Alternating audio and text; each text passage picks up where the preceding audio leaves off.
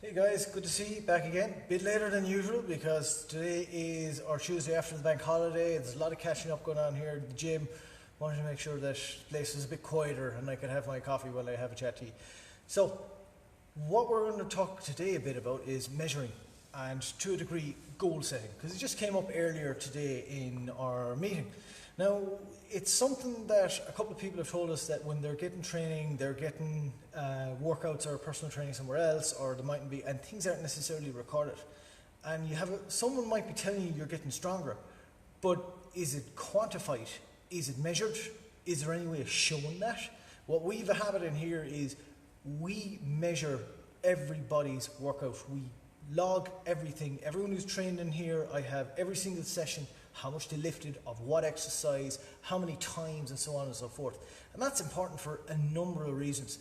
Firstly, if someone has a goal, like I want to get stronger for my sport, is an example. Firstly, I have to have some way of measuring it. Now, you could argue that some of the strength exercises are not directly associated with the sport they have, but there will be some.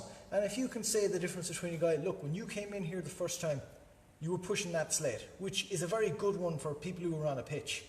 And you're like, you were able to push that for 100 meters and you were gassed. You did that in 5 minutes. Now, 6 months down the road, you're pushing the same sled, but there's 30 kilos on top of it in the same amount of time. So you can say quantifiably, that person is fitter at that exercise. They are stronger at that exercise. Now, if you're just giving them the sled all the time, it could look like they have the same exertion and it could look like they're doing the same amount every time when it's the same weight, but they might not be making any progress. There's no stimulus, there's no reason for the body to change. And that's why it's important to kind of keep things recorded for a number of reasons. Because if your body is not undergoing some kind of a challenge, it has no reason to change. And it's the opposite that applies also. That's the reason why when somebody comes down from space or when somebody comes out of a coma, they have not been using their muscles, which is why you get muscular atrophy. They get muscle wastage. And that's something that is exactly the same as what we're doing in the gym, just 100% the opposite. We're providing the challenge, and that is making the body meet the challenge. It is making the body, look, I did this training. Oh crap, I didn't have enough muscle. I need to build a little bit more muscle. Now, if you're logging your progress over time, you can see, okay, the first time I did on the sled, I did 0 kgs, I did that 5 times in 5 minutes. And then you can add 5 kilos. Then you can add 7.5 kilos. You can add 2.5 kilos each week. Seems like a small amount. But if you kept doing that after 10 weeks, you're on 25 kilos from 0. That's a very simple example, but it is true. The other way it's very important is, are you measuring and logging your weight and your measurements? Some people are like, I want to lose weight, or I want to lose inches off my tummy. You should be getting those measurements. In here we have people, we try to measure them every 3 weeks, 2 weeks, depends sometimes on the person. Some people don't want that and they don't need to get measured, and that's fine. That is their choice. A lot of people though, we do make it a point to measure the weight and the waist measurement. We measure these every 2 or 3 weeks. So I have some people who were here a year, and I can go back and say, 1 year ago, you were this weight and you had this circumference around your belly button. And now you are so many kilos lighter, you are so many centimeters less. So it is quantifiable. If I didn't take those measurements, I'd be just like, oh, sure you look better. Oh, sure, I'm sure you feel better. But what do we really know? And the greatest thing about having this information is there's always going to be days where you really don't feel like pushing it, where you don't feel like you're getting the progress that you want, where you mightn't be comfortable in the gym that day. And it's very refreshing to be able to look back and say, okay, maybe this day wasn't great, but I can see where I was a year ago. I can see where I was a month ago. And one training does nothing for you.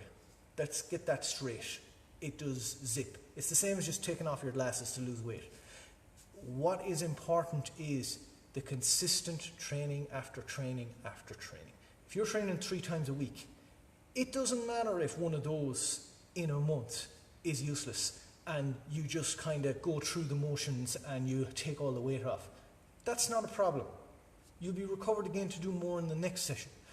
But if it's a case that you're coming in one time one week, then 2 times the next week, then not the week after, not the week after, and then 3 times the week after that, you're constantly having this 1 step forward, 2 step back approach, and you're not going to make any progress. So the thing I'd like people to take home today is you need to measure things. If you have a goal, like say if you have a goal that I want to lose 1 stone, can you say in the last 3 months the numbers you have done, the numbers you have come down to get closer to that? Now this is where Weight Watchers is brilliant for this. They make you weigh in, and that's a fantastic approach if it works for you. And I do strongly believe you need someone outside of yourself to keep you a little bit accountable. But if you don't write it down, it's not data. Okay? It has to be written and collected. It's another reason why I like the MyFitnessPal. I'll put the weight in as I go along, and it gives me a lovely little graph. And I like graphs. Graphs are good. And that's great because it gives a visual representation. So it's something to think about, like, do you have an idea of what you want? And if you want to lose weight, that's very quantifiable. That's good. And do you know where you are now? And do you know the difference you need to make to get there? And are you getting those points closer? So it's about measuring and managing. If you don't measure it, you don't manage it. And it's the same in business. It is no different with your body. You can't just keep doing the same rigmarole over and over again, not getting the change that you want, and expect it to suddenly be different next week. It needs to be measured. So we'll talk again next week, guys. Think about that. Think about, have you been measuring your progress? Have you been keeping track of it? And do you have an idea of where you want to get to? Okay? And sure, look, we'll talk again next week. I hope everyone had a great bank holiday weekend. I'm going to get back in here into the fray and see if I can catch up on some of the stuff I need to do. Take care.